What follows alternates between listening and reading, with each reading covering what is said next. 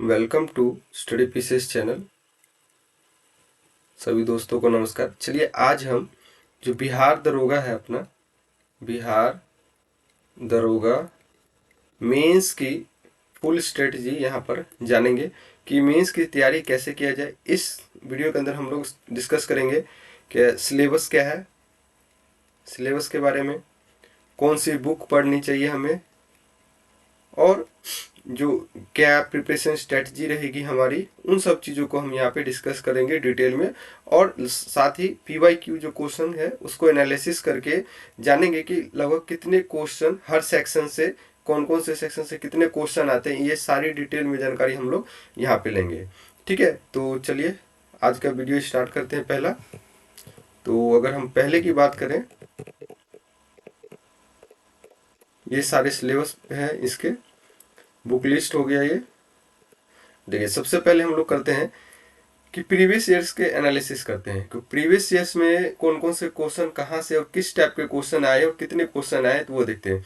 Generally अगर देखिएगा तो इसके अंदर मैथ रीजनिंग, जो मैथ्स प्लस रीजनिंग मिला के लगभग 22 से 23 क्वेश्चन आएंगे आपके। ठीक है, फिर अगर आप देखिएगा तो ज्योग्राफी का सेक्शन ज़्यादा रहता है। ज्योग्राफी का सेक्शन ज़्यादा रहता है इसलिए क्योंकि इसके अंदर आपको कहिएगा तो स्टैटिक के पोर्शन जो रहेंगे, स्टैटिक के पोर्शन जो रहते हैं, जैसे कि कौन सा जलप्रपात कहाँ पर है, ये हो गया। किसी कंपनी के बारे में पूछ लेते हैं कि किस कंपनी कहाँ पर है, ये चीज़ हो गया। फिर खेल कूद हो गया। तो ये सारी चीज़ें क्या है ज्योग्राफी के अंदर पूछ लेते हैं, यानी नेशनल पार्क वगैरह के बारे में ज़्यादा पूछते हैं। तो ज्योग्राफी से लगभग आपके क्वेश्चन आ जाएंगे कितने, 17 से 18 क्वेश्चन ज्योग्राफी को, जिसमें कुछ पार्ट इस आपके स्टैटिक के पार्ट हो जाएंगे। ठीक है, जैसे इंटीग्रल कोच फैक्ट्री कहाँ पर है, तो ये इसी के अंदर आ जाएंगे। फिर अगर रीजनिंग की बात कीजिएगा तो रीजनिंग में 12 से 15 क्वेश्चन आएंगे। मैथ्स में मैथ्स के 5 से 6 क्वेश्चन आएंगे। ठीक है, तो ये रीजनिंग और मैथ्स दोनों को मिला के लगभग 20 के आसपास क्वेश्चन आपके आ जाएंगे, 20 से 21 क्वेश्चन आ जाएंगे। फिर अगर साइंस की अगर बात करें तो साइंस में लगभग 22 से 23 क्वेश्चन जो है वो आपके आएंगे, और एवरेज अगर मान लीजिए तो 25 क्वेश्चन आपके साइंस से रहेंगे, जिसके अंदर आपके बायोलॉजी की देखें तो बायोलॉजी का से सबसे ज़्यादा क्वेश्चन रहते हैं, जिसमें 10 क्वेश्चन के आसपास रहेंगे, 10 से 11। उसके बाद आप केमिस्ट्री की क्वेश्चन की बात कीजिएगा तो केमिस्ट्री के क्वेश्चन जो रहेंगे आपके लगभग 8 से 9 क्वेश्चन रहेंगे। और वहीं फिजिक्स से कुछ क्वेश्चन रहते हैं, फिजिक्स के कुछ क्वेश्चन रहेंगे, जनरल क्वेश्चन रहते हैं, जिसमें 5 से 6 क्वेश्चन आप फिजिक्स के मान सकते हैं। तो ये सारे क्या है साइंस। तो मेनली जो आपको तैयार करना है, अगर हिस्ट्री को अगर देख लेते हैं तो हिस्ट्री कितने हैं, 16 से 18 क्वेश्चन, जिसमें एंशियंट, मिडाइवल और मॉडर्न। तो एंशियंट और मिडाइवल से मैक्सिमम क्वेश्चन रहते हैं, जैसे एंशियंट से 7 से 8 क्वेश्चन होंगे, मिडाइवल से 7 से 9 क्वेश्चन होंगे, और मॉडर्न से 4 से 5 क्वेश्चन, और आफ्टर इंडिपेंडेंट से 1-2 क्वेश्चन रहते हैं। जो हिस्ट्री का अगर पोर्शन आप कहिएगा तो उसके क्वेश्चन ही हो, जैसे कि 22 में जो 2022 का जो दरोगा तो उसमें पूछा था कि बांग्लादेश कब एक आज़ाद कंट्री बना था, तो 1971 में ये बना था। ठीक है, तो इस टाइप के क्वेश्चन पूछे जाते हैं। उसके बाद स्टैटिक पोर्शन का बहुत बड़ा रोल रहता है, ये किसी न किसी फॉर्म में आपके 10 से 15 क्वेश्चन स्टैटिक के क्वेश्चन पूछे जाते हैं, जैसे कि नस्ल के बारे में पूछ लेते हैं कि कौन सी नस्ल की है ये, किसी ऑर्गेनाइजेशन के बारे में पूछ लेते हैं कि ये ऑर्गेनाइजेशन जो है आपकी कहाँ से है। फिर जाके आप या किसी स्पोर्ट खेल वगैरह खेल कूद जो है उससे पूछ लेते हैं कि ये किस टाइप का खेल है, जैसे हो कई बार हॉकी के बारे में पूछ लेते हैं, टेनिस के खेल के बारे में पूछ लेते हैं। तो ये सारी चीज़ें जो है आपकी स्टैटिक पोर्शन के अंदर आते हैं। तो ये हमारा पोर्शन है। उसके बाद अगर पॉलिटी की बात करिएगा तो 6 से 7 क्वेश्चन, इकोनॉमी के सेक्शन बहुत कम रहता है, 1 से 2 क्वेश्चन अगर देखिएगा तो 1 से 2 क्वेश्चन आ जाएंगे। और करंट अफेयर का मीन्स के अंदर 5 से 6 क्वेश्चन करंट अफेयर भी आपको देखने को मिलेंगे। तो ये हमारा क्या, तो ये जो मैंने एनालिसिस किया है लगभग पिछले 3 साल के पेपर को देख एनालाइज करके ये आपको आप लोगों के लिए लाए हैं, ताकि आप लोगों को पता चल सके कि कितना ये क्वेश्चन है और कितना आपको किस लेवल की तैयारी आपको करनी है। ठीक है, अगर यहाँ पर हम लोग अगर मेनली बात करें कि हम लोग मेनली किस चीज़ पे हमें ध्यान देना चाहिए, तो मैं आपको बताता हूँ कि ध्यान हमें किस चीज़ पर देना चाहिए। ठीक है, तो 1 मिनट,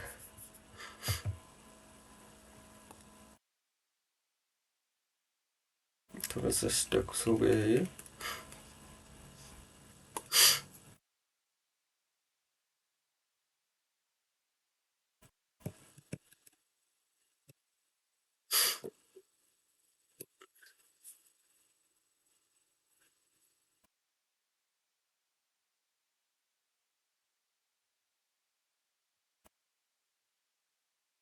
ये आ गया। तो चलिए मिली, अब हम लोग देख लेते हैं कि हमें बुक क्या कौन कौन सी पढ़नी है। क्या हमें बुक कौन कौन सी पढ़नी है, ताकि हमें जो ज़्यादा रिसोर्सेज वगैरह को फॉलो ना करना पड़े, और कम से कम रिसोर्सेज का फॉलो करके हम लोग कैसे क्या क्या करेंगे, तो इसी के बारे में जानते हैं। तो चलिए देखते हैं।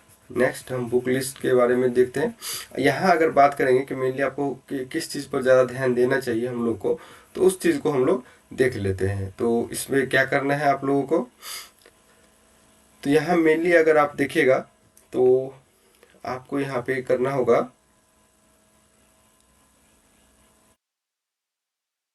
पेन। तो यहाँ पर आप मेनली अगर तैयारी करना है तो सबसे पहले आप रखिएगा इस साइंस। क्या साइंस की तैयारी कीजिए अच्छे से। ठीक है, लगभग 25 क्वेश्चन रहता है, 100 में से 25 क्वेश्चन सिर्फ साइंस के हैं, तो एवरेज देख लीजिए 1/4 का एवरेज है। तो साइंस को अच्छे से कवर कीजिए। देन आप मैथ और रीजनिंग को कवर कीजिए।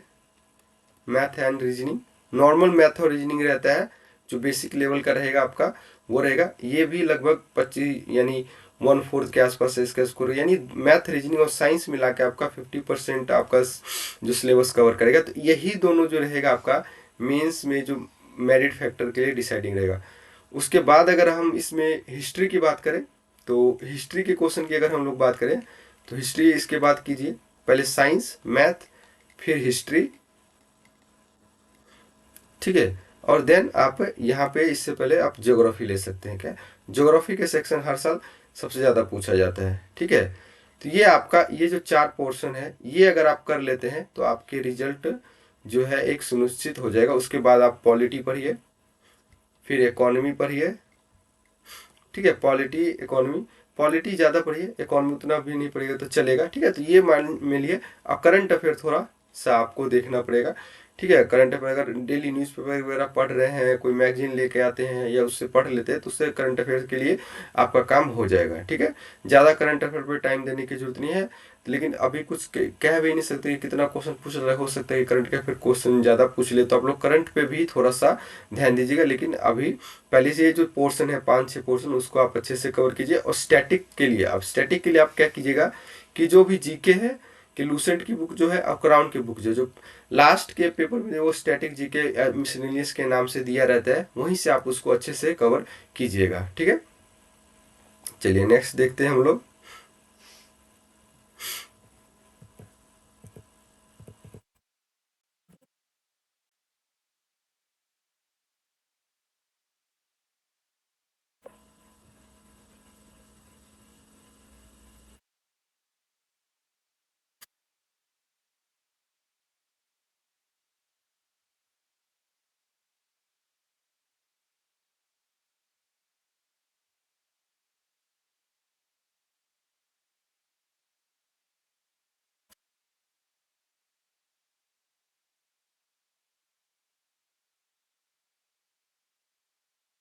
तो चलिए, आप जीएस की तैयारी कहाँ से करेंगे, तो जीएस की तैयारी के लिए आप ये 2 बुक को फॉलो कर सकते हैं। हिंदी में ये लूसेंट के लिए, और ये जनरल नॉलेज इंग्लिश के लिए, जो इंग्लिश मीडियम में स्टडी करना चाहते हैं वो इंग्लिश में ये इसको फॉलो कर सकते हैं, और ये इन बुक को फॉलो कर सकते हैं। ठीक है, और जो मैंने पोर्शन बताया है उस पोर्शन को सबसे पहले इन बुक से ख़त्म कीजिए। देन आप ये जनरल नॉलेज जो है रितेश कुमार के सर की, इनकी ये बुक कर सकते हैं। इन दोनों बुक को ही आपको अच्छे से पढ़ना है, लेकिन हाँ कि आप पहले एक बुक को अच्छे से पढ़ लीजिए 2 से 3 बार। इन दोनों बुक को जब तक नहीं पढ़िएगा तो आप बोलिए कि हम मेरा सिलेक्शन हो जाए। आप पहले से अगर पढ़ चुके हैं, ऑलरेडी तैयारी है तो नो डाउट, लेकिन इन दोनों बुकों को अगर मिला के पढ़ लेते हैं तो आप लोगों की चांसेस जो है वो बढ़ जाएगी आपको। ठीक है, क्राउन में ये फ़ायदा है कि क्राउन के अंदर जो आपका है जो सिलेक्शन होता है, जो इस अगर बुक कहिए कि टॉपिक का अच्छा किया हुआ है, और साथ साथ में थोड़ा सा डिटेल जो एक्सप्लेनेशन यहाँ पे दिया रहता है। जैसे कि लूसेंट में क्या है, लूसेंट में वन लाइनर टाइप की है, पूरा वन लाइनर टाइप का है, इसके अंदर थोड़ा सा डिटेल में डिस्कशन रहता है, तो यह आप लोगों को थोड़ा सा और नॉलेज देगा डेप्थ में। नेक्स्ट चलते हैं। फिर एक हिंदी का पेपर होता है 200 नंबर का, 100 क्वेश्चन होते हैं। ठीक है, तो इसके लिए आप इस बुक को फॉलो कर सकते हैं, और भी अगर कोई हिंदी का बुक होगा तो आप वहाँ से भी कर सकते हैं। जनरल हिंदी आता है, आप लोग उसमें पास कर जाइएगा। फिर साइंस के लिए आपको ये जो घटना चक्र की बुक है इसको आप कर लीजिए। ठीक है, तो ये थोड़ा आप लोगों को बेनिफिशियल रहेगा, क्योंकि क्वेश्चन कई बार होता है कि रिपीट होता है, पूछा जाता है। तो साइंस सेक्शन को जो टॉपिक है इसको आप अच्छे से कर लीजिएगा। इसके लिए आप प्रीवियस ईयर के लास्ट प्रीवियस जो 3 से 4 साल का पेपर है उसको देख के आप एनालाइज कीजिए कि मुझे किस किस टॉपिक को कैसे कवर करना है, तो वो ये हो जाएगा। साथ में आप हिस्ट्री के लिए भी एक ये बुक लगा सकते हैं, ठीक है, घटना चक्र का बुक को फॉलो कर सकते हैं। अगर हम जनरल हिंदी की बात करें, सिलेबस में क्या क्या आता है मेंस के अंदर, तो अनसीन पैसेज आता है, फिल इन द ब्लैंक आता है, ग्रामर आता है जिसमें संधि, समास, क्रिया विशेषण, ध्वनि, निपात, लिंग, वचन, कारक, सर्वनाम, क्रिया विशेषण, ये सारे सब चीज़ जो है ये यहाँ पर पूछे जाते हैं। तो इन सब चीज़ों को अगर कवर कर लेते हो तो आप हिंदी में अच्छे नंबर से पास हो जाइएगा, ठीक है। मेरा हिंदी में वैसे नॉर्मल देखिएगा 180 नंबर आया हुआ है, ठीक है। तो आप नॉर्मल ही है कि आप हिंदी में पास कर लीजिए, कोई फ़ायदा नहीं, क्योंकि इसमें सिर्फ आपको क्वालिफाई करना होता है, ठीक है, मेरिट में इसके नंबर नहीं जुड़ते हैं।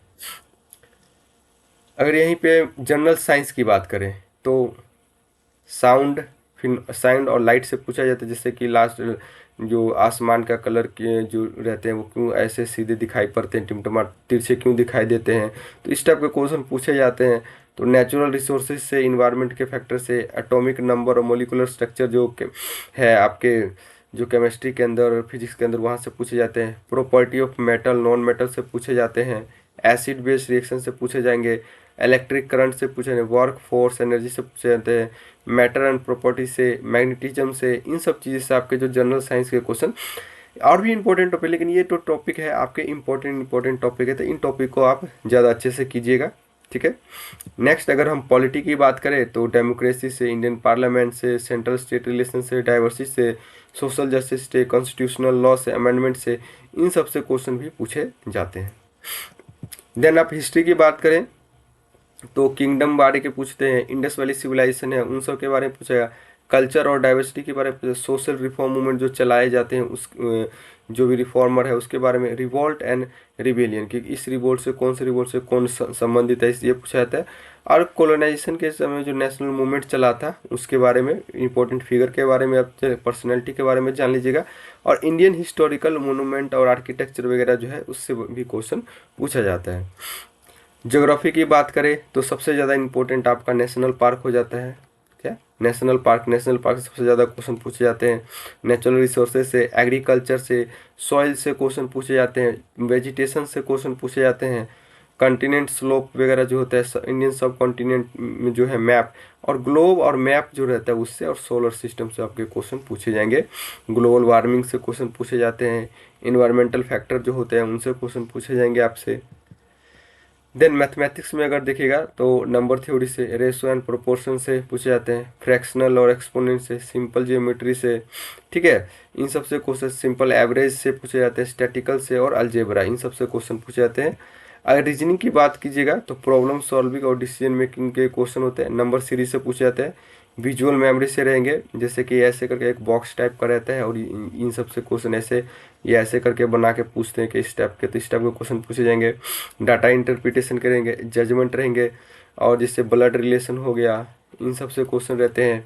एज से रिलेटेड क्वेश्चन रहते हैं, सीरीज से रिलेटेड क्वेश्चन रहेंगे। तो ये सारे पजल्स टाइप के क्वेश्चन रहते हैं, और सिंपल वर्बल जो नॉन वर्बल फिगर होते हैं उनसे भी 1-2 क्वेश्चन रहते हैं आपके, ठीक है। तो ये हमारा पूरा का पूरा सिलेबस डिटेल डिस्कशन के साथ रहा।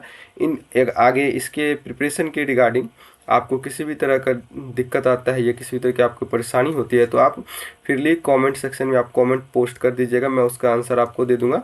और इसमें क्या है कि मुझे जो 2 SI एग्ज़ाम है उसे मैंने क्वालिफाई किया है पूरी तरह से, तो मुझे है कि कहाँ से किस टाइप के क्वेश्चन कहाँ कितने पूछे जाते हैं। ज़्यादा आप रिसोर्सेज को फॉलो मत कीजिएगा, ठीक है, ज़्यादा रिसोर्सेज नहीं फॉलो करना है, हमारे पास टाइम भी बहुत कम है।